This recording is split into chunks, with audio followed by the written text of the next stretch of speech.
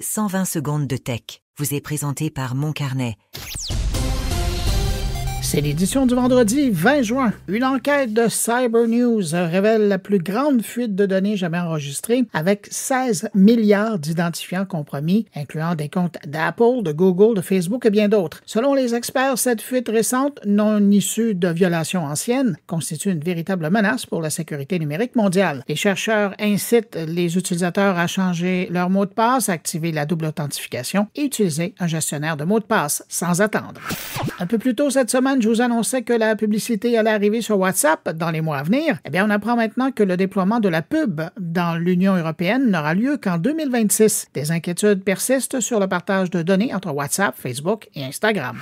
Après 4 ans d'attente, des indices dans l'application de Spotify laissent croire que le streaming audio sans perte, le lossless, pourrait bientôt arriver sur Spotify. Des mentions cachées de la fonction ont été repérées dans le code et l'interface. Spotify rattraperait ainsi Apple Music, Amazon Music et Tidal, qui offrent déjà cette option depuis longtemps.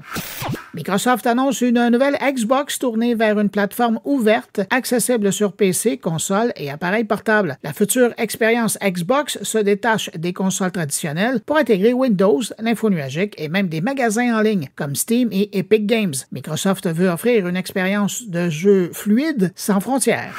Le spécialiste de la cybersécurité, Honest Security, dévoile son AI Cyber Assistant. L'outil automatise l'analyse des courriels suspects et surveille les échanges sur Teams. L'objectif étant d'alléger la charge des équipes TI et de détecter plus rapidement hameçonnage et usurpation d'identité.